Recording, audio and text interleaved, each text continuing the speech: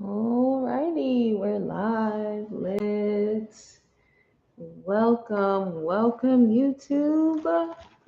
I'm gonna make some quick adjustments here so we can get a little closer. Welcome if you're watching this replay.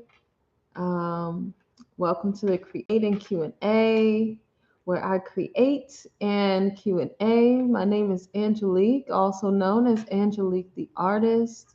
I'm an expressionist, a spiritual life coach, and a youth mental wellness advocate. And I come on Wednesdays to share some creativity and to discuss some topics that you might be interested in, that I'm certainly interested in. And today we're going to be talking about love. So give me another minute or so while I get myself together. Gonna turn on the gram.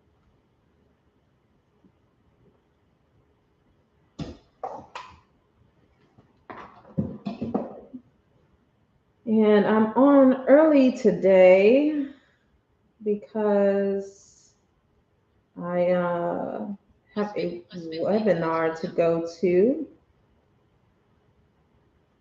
for the Six Figure Speaking with the ETA fam.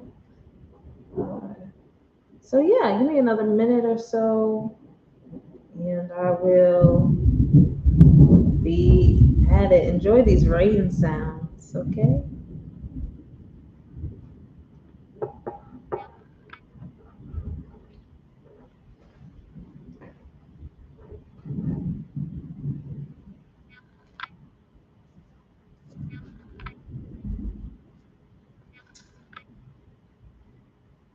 All right.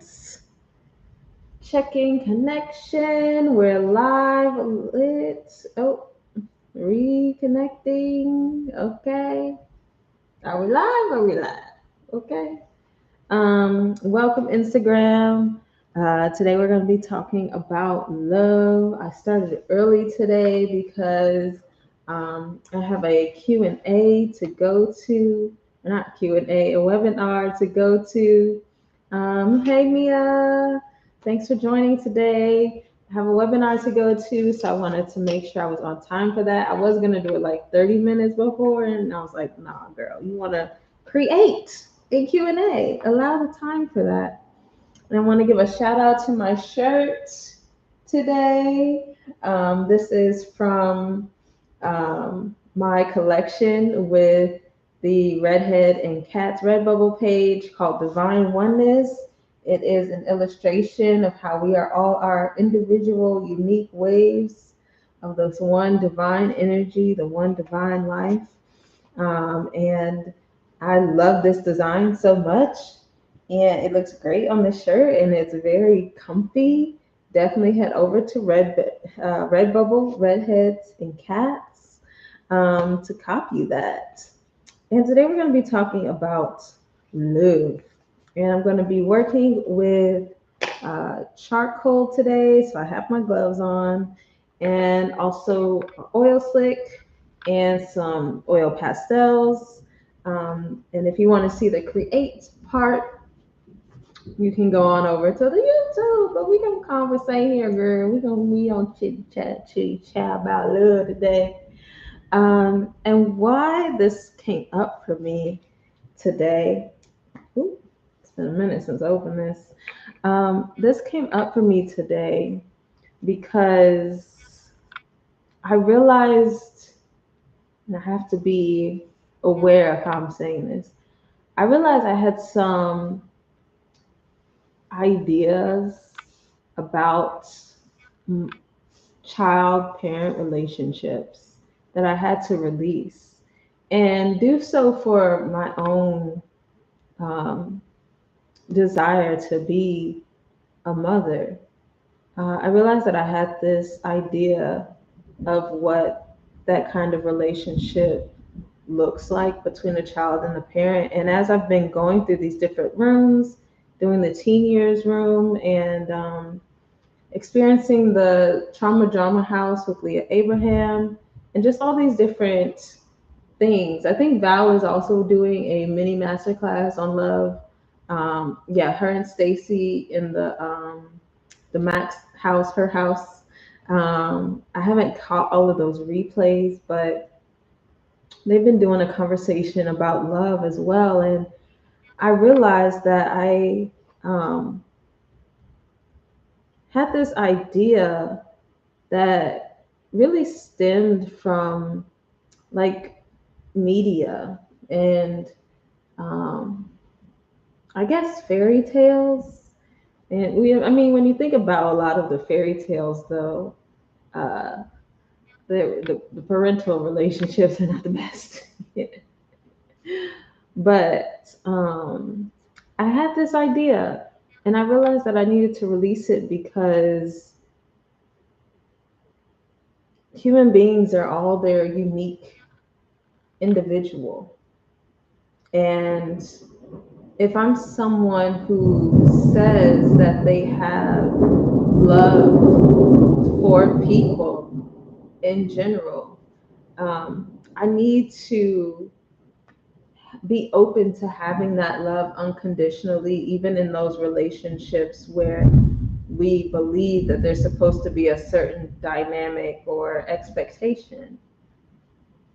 For instance, um, I had this belief again that a parent and a child were supposed to have a certain dynamic, a certain relationship, and I had to release that because I realized that I was not fully loving.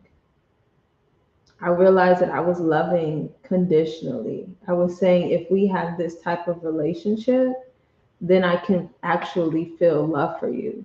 But if we don't, then I can't because you're not fulfilling these obligations, these expectations of the relationship. And I really had to examine that. Um, and as I released that, the beautiful realization came over me that God is, source is, the divine is, whatever you want to call the higher power that you believe in, um, truly shows unconditional love and is the best place to receive love. Um, because that source, that power, that energy doesn't change. It doesn't have conditions. It simply loves. It simply is love. And as we open ourselves to that, as I've opened myself to that, I came to realize that I don't need to put my children under any sort of obligation to receive my love. I don't need to have any sort of obligation to them to receive their love or just that whole dynamic.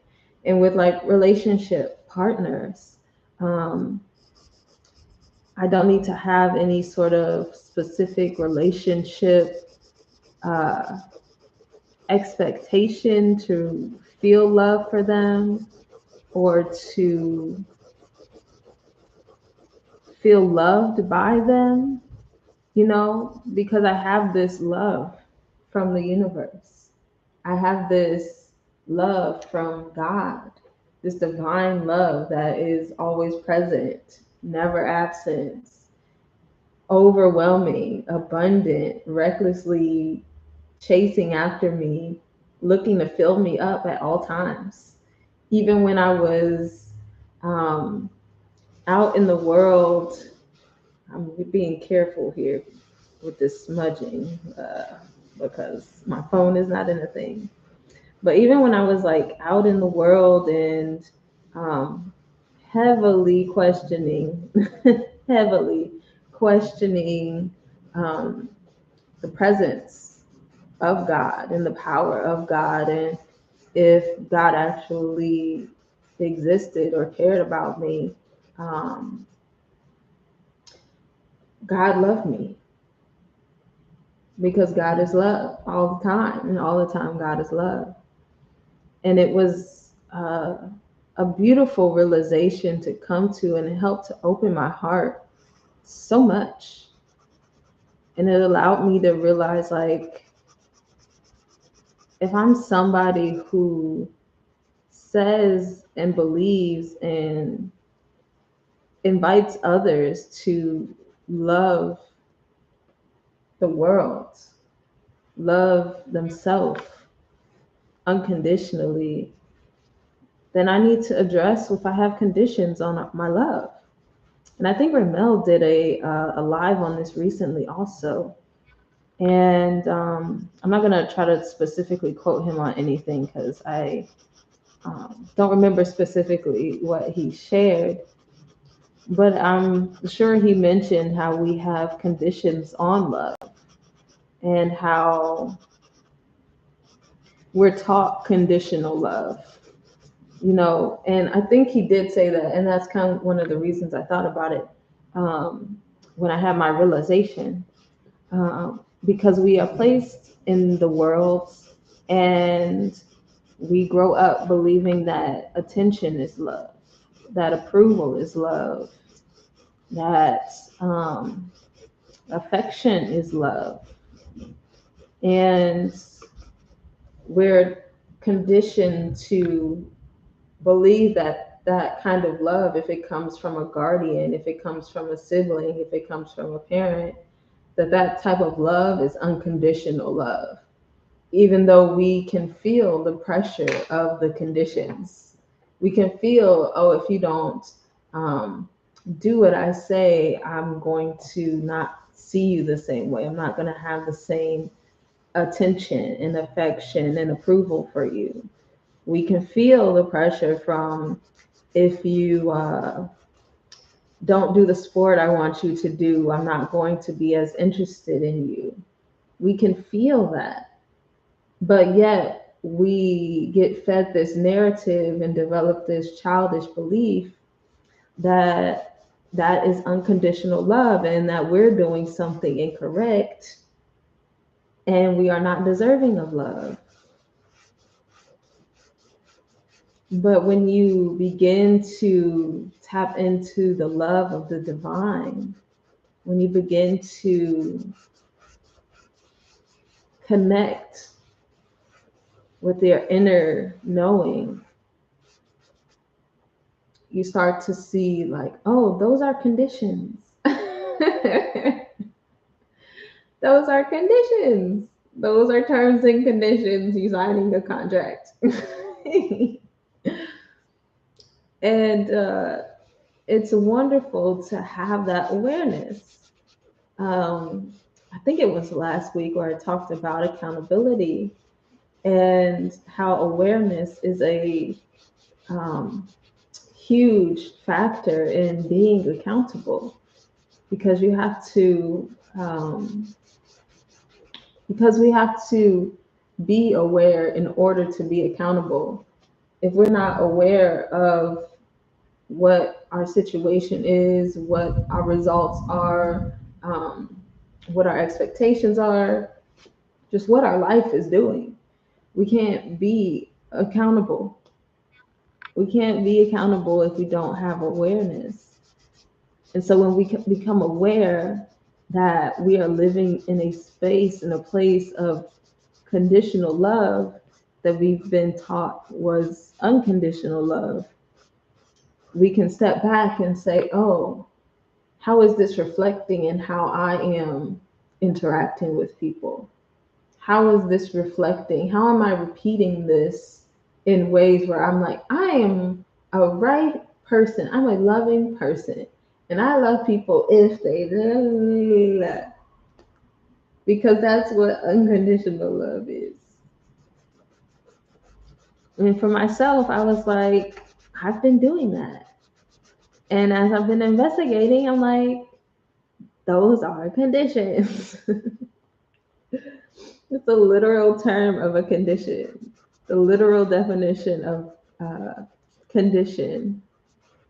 I will love you if, I will love you when. And it's a beautiful, powerful place when you can step into that unconditional love and just say, oh, I'm sending this person good energy. I'm sending this person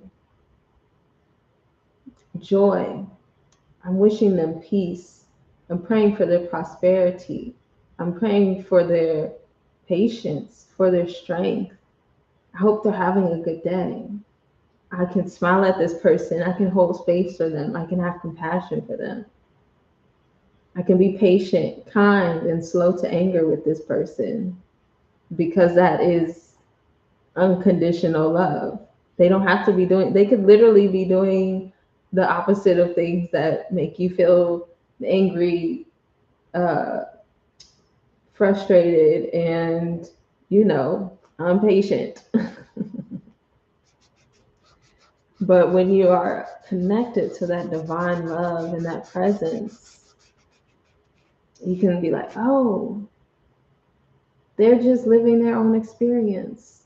And it's beautiful that they exist in this world and that they're showing me an area where I can be more patient, where I can be more kind, where I can be more aware of when anger is coming up for me.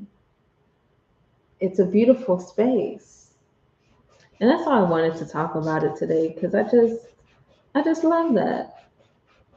I just love that. I love, especially because with familial relationships, again, we have this cultural belief, this social belief that um, loving somebody means constantly being in their presence, constantly having them on your mind, constantly having giving them access to your resources, and that's not what that means. Those are conditions. If you're in a relationship with someone, if you have a relationship with someone, I should say, that is familiar, um, and they're like, I will only, you have to, or they're like, you have to do X, Y, and Z in order to be like, this is what family does, this is how we show love. That's a condition. And you don't have to subscribe to that because you know within yourself that you're sending them love, that you're doing your best to be, again, compassionate, to be kind, to give grace.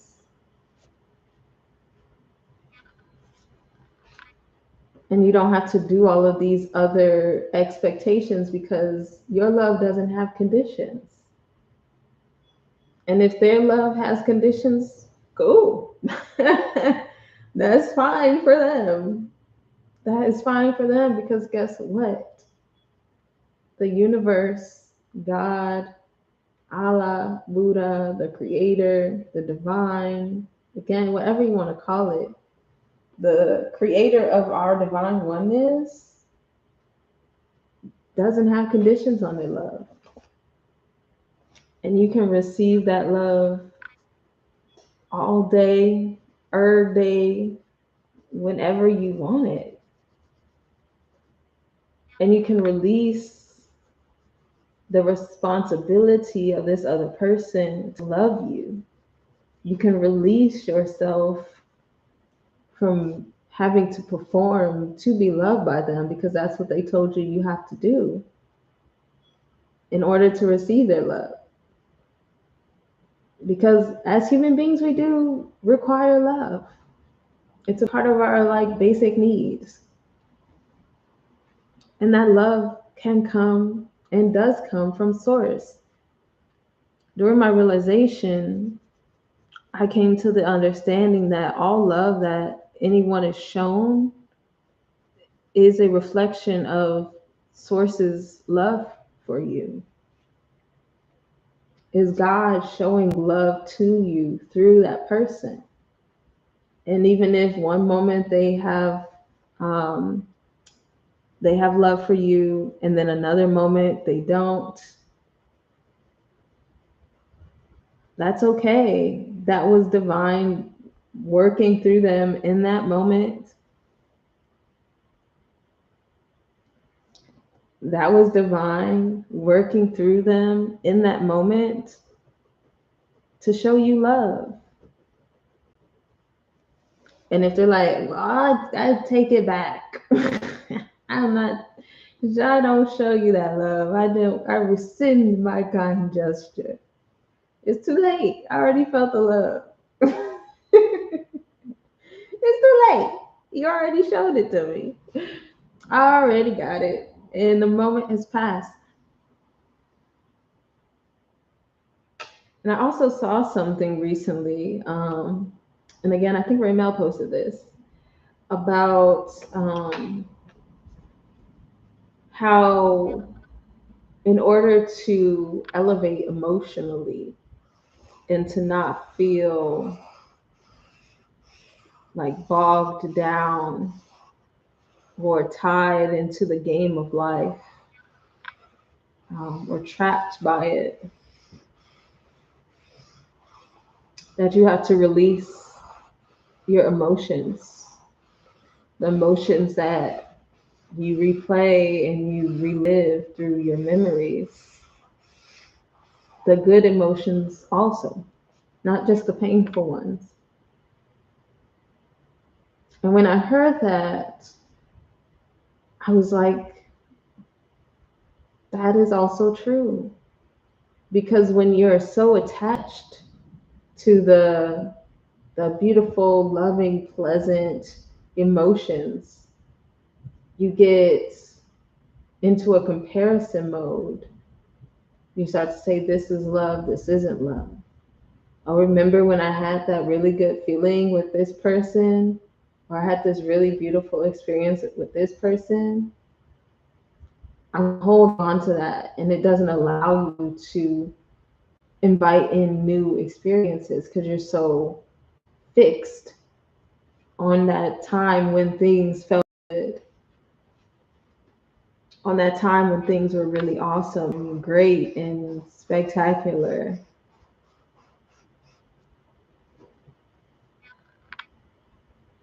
And you don't allow life to continue to unfold. And you get into the comparison and say, oh, things are not like they used to be. You know, the whole make America great again. It's like you're in that space of make my life great again, make my life with love again, when really it's always in love, with love. Always. When you are connected to that divine creator. And then when you're able to do that, you open yourself up to new opportunities of appreciation and abundance and connection. And it's just a really beautiful place to be. So yeah, that was really what my mind and my heart had uh, to say today about love. Um, I also want to shout out to my wifey, who I love, simply because she exists and she is just out here in the world and she chooses to be a good human being, and I really appreciate that. And I feel like love and appreciation are different things. Um, so I want to say that specifically because I appreciate that my wifey decides to be a human being doing good for the world. If you don't know who I'm referencing, I mean Lily Singh. She's a entertainer, storyteller, and an advocate for gender equality, especially for girls in India, because she is Punjabi. Hmm. Her parents are from Punjab, and she was a part of the United Nations General Assembly event today. She did a hosting for them, and she brought her energy drink vibes into this room full of um, doctors and scientists and economists and nerds. And I say that term lovingly. I love nerds. Um, but yeah, and she really brought her energy into the space, and it was lovely to see her chiming and talking about why she does what she does, and why she has a passion for what she has a passion for. And I also wanted to touch on that too. Let's see, what time is it? 3:30. Okay, yeah, I got to get off here soon. Um, Having a love for your life. I started this well-being for teens course on Coursera, and I thought it was like a well-being uh, for teens, like how to help teens with their well-being, but it's a course for teens about well-being. And it's offered by Yale University here in the States. And it was actually a course that they offered at the college at Yale University, and they decided to make it for teens also because they're, heading to college if they decide. And they talked about how when you're happier, when you have more cheer in your life, um, you tend to make more money, you tend to be healthier, you tend to have better relationships, you tend to have more passion and love for life. And I thought it was really insightful because when you love your life, it ripples out into every part of your life. It amplifies because love is an energy, like money is an energy. People think that if you have more money, it's going to make you a better person or whatever, but money just amplifies the type of person that you are. And if you don't already love yourself, money isn't going to make you love yourself.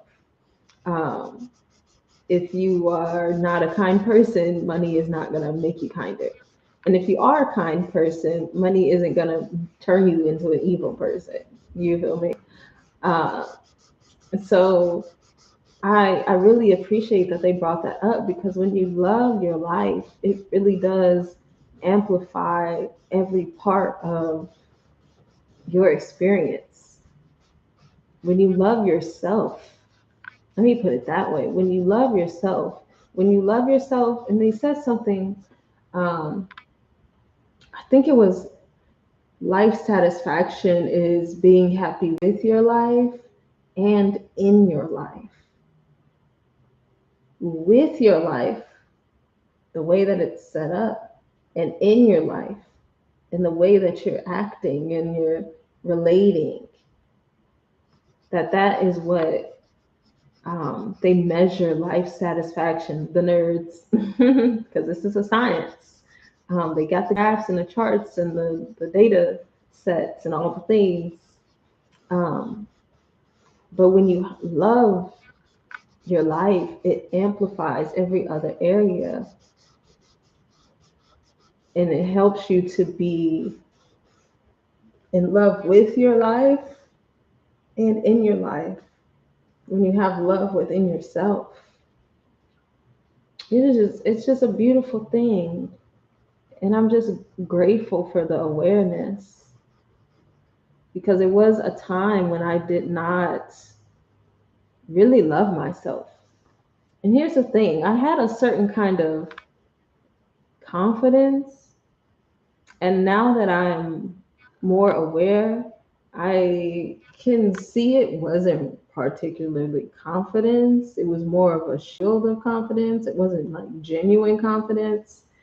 Um, it was just me being like, I'm myself and I'm unique and I'm just am what I am and nobody could tell me otherwise, kind of deal.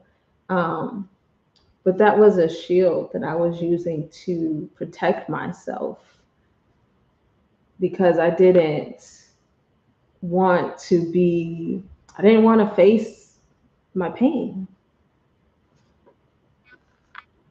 I didn't want to face the parts of my life that I didn't love, like the relationships and the lack of direction in my life. I didn't really want to face it. So I just was like, I'm fine. I'm confident. I'm secure. I don't want to be anyone else. I'm a unique human being. Don't tell me anything else. And I feel like people would tell you, like, if they knew me in high school, um, and like as a young person, like, oh yeah, she's confident and very sure of herself. Um, and that they would give me those type of accolades. But in the reality of it, I was really heavily questioning a lot of things. And I was considering death on a daily basis. Like really feeling like, And I talked about this in the teen years room, but since it didn't, was not recording. I'll repeat it here. Um, but my life was really a cycle of um, seeking ways to be good at school and do the job thing, do the career thing, and waiting for death to take me. It was either like do this work existence and what I kind of prescribed to myself and was prescribed by my outer world to do, or not exist. Is that somebody who's really confident? Is that somebody who really loves themselves? I look back now with my understanding in my study and my spiritual development, my personal development, and it wasn't. And that was one of the reasons I think it took me uh, on such a dramatic path. And my life took such a dramatic path because I really had to confront and break down that idea that I was fine with my life. Because if I was fine with my life, I wouldn't be constantly desiring death, right? Like that doesn't even make sense. Like if I'm satisfied with my life and the way things are going, why would I constantly be um, longing for death, right? That doesn't even make sense, yo. And like I said, I'm grateful that I'm no longer in that place and that I can talk about it because I didn't want to talk about it before. I didn't want to talk about it before because I had this uh, identity, this persona that I had to keep up, that I was this happy, confident, um, uplifting person. And it just really was an external game, an external character that I was offering to the world because I realized it was needed. Look, I still realize that it's needed, but now it's coming from a more genuine place. And I love that. And I love that so much. And I'm so grateful that that is my truth now. And that it's not just something that I give to the world because I can see the pain and the suffering. It's something that I can give to myself and it flows out into the world because I'm so overflowing. It's really a beautiful place to be. And if you need support with unlocking that, you can book a discovery call with me. 30 minutes, just chat, and see where you're at. You feel me? Um, just see where you're at and see how you can be more authentic. Because I definitely was living in a place of fallacy. And I was living in a place where I didn't want to be shamed or guilted because of the thoughts that I was having. And I didn't want to put blame on anybody else for the way that I was feeling. And that's why I just didn't want to talk about it. But now I understand it from a different perspective. And so I can talk about it openly, and it feels so good. And just to kind of close out, I'm going to show y'all what's going on here. So this is where we are. Okay. That's enough. But just to kind of close out this conversation, back again to Lily Singh and what she presented today. Part of what she said, I shared it in my story, was that shame gets its power from silence. That shame that kind of reverberates through our cultures, especially with women and girls, it gets its power from silence because we don't feel like we can talk about our experiences without receiving some sort of external uh, pushback, without receiving some sort of repercussion or response that makes us feel like we have to shrink back.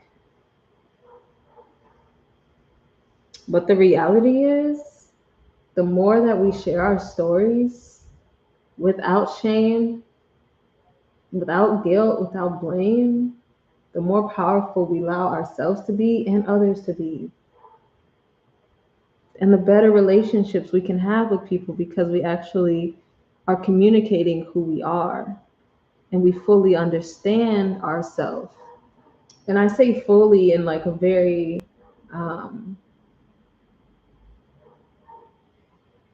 minimal way, because we're fully allowing ourselves to be understood, but we're constantly unfolding and expanding. So I don't know who I'm going to be. There's so much of me that's in the unknown, so much of me that I'm still uncovering, that I'm still seeking to understand. Like I don't understand all of the power and the greatness and the um, life that's inside of me. I'm still unfolding it. But I do understand that if when I give myself grace, when I show myself love, I can tap into that more fully and more completely and more authentically. So yeah, if you would like to join me for a discovery call to explore that journey for yourself, by all means, beloved, you can DM me or you can email me at anjuliqueart@gmail.com. Um, and we can give that a go. But other than that, I'm going to say I am complete here. And get ready for this six-figure speaker webinar. Go ahead and go and get this game. You feel me? Um, and I love my life. I love being in my life, and I am in love with my life. And it's a very lovely place to be. So yeah, I'm gonna sign off Instagram. Have a beautiful, wonderful, spectacular magical day, evening, afternoon, whenever you happen to be catching this. And um, thank you for existing. Thank you for being here. And I encourage you to take accountability on creating the life that you desire to exist in. And with that, I'll see you all next week. Bye.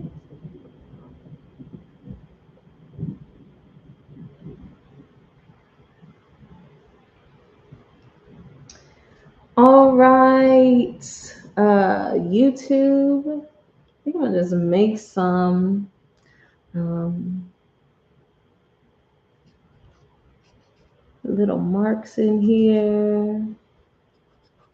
And finding I really like doing these little squiggles just to add some accent. You know, I feel like I got a little signature going.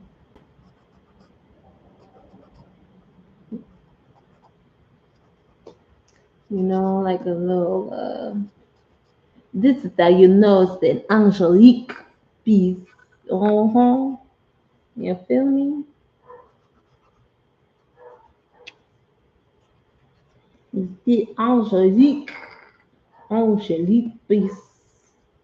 Got the little squiggles.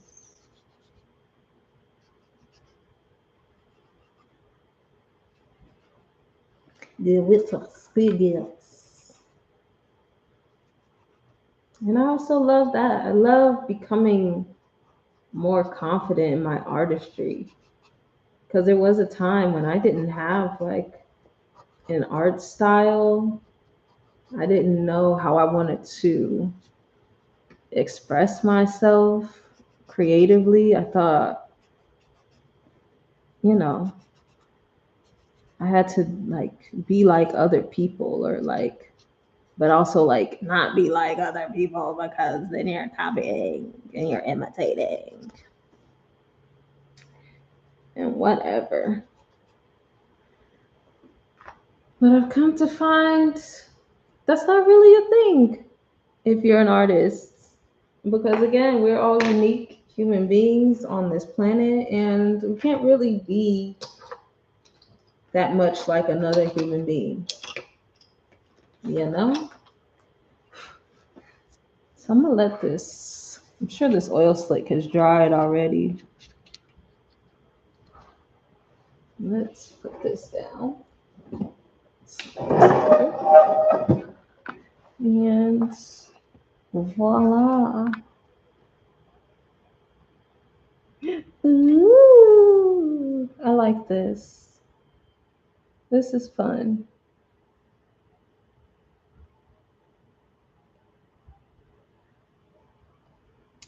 But yeah, that is us for today. And I'm grateful that you are here and that we created together. Keep creating, keep living, keep loving, and I will see you on the next one. Adios.